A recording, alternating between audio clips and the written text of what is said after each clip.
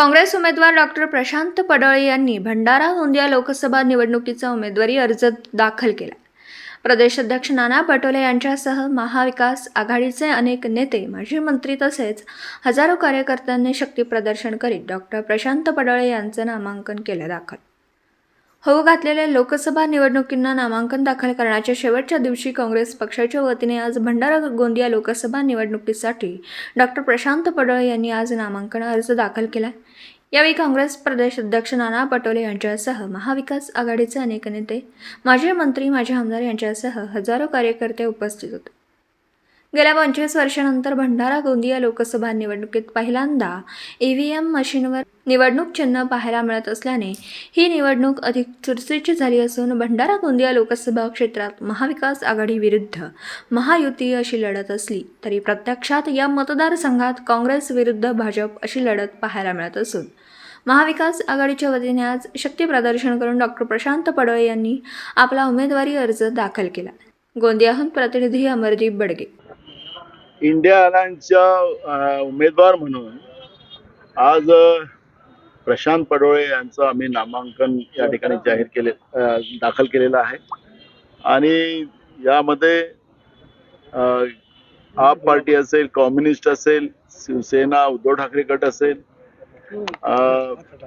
अशा अनेक संघटना ज्या इंडिया अलायन्समध्ये आहेत त्यांचा सगळ्यांचा सपोर्ट या उमेदवाराला आहे।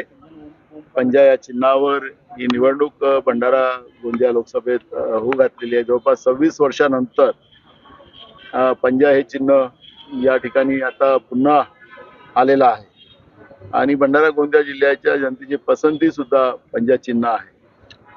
त्यामुळे आता या सगळ्या अलायन्स आणि अलायन्सची ताकद आणि जनतेचा आशीर्वाद यामुळे आमचे उमेदवार प्रशांत पडळे हे बहुमताने निवडून येतील अशा पद्धतीचं वातावरण आपण आजच पहिल्या दिवशीच, कारण की गण जमली तर गवळण जमते असं एक मन आहे आमच्या भागात, ती परिस्थिती आज आहे आणि चांगल्या मताने उमेदवार प्रशांत पडळे निवडून येतील। काय अजेंडा आहे निवडणुकीचा नेमका? अजेंडा आम्ही दिलेला आहे। आमचे राष्ट्रीय अध्यक्ष मल्लिकार्जुन खरगेजी आणि राहुल गांधीजींनी ज्या पद्धतीनं देशामध्ये हजारो किलोमीटर यात्रा करून या देशातल्या महिलांची भूमिका असेल, तरुणांची भूमिका असेल, शेतकऱ्यांची भूमिका असेल, हातावर कमवणाऱ्या खाणाऱ्यांची भूमिका असेल, कामगारांची असेल, या सगळ्या जाणून घेऊन ज्या 25 गॅरंटी दिलेल्या आहेत त्या गॅरंटी घेऊन आम्ही लोकांच्या समोर जाणार आहोत।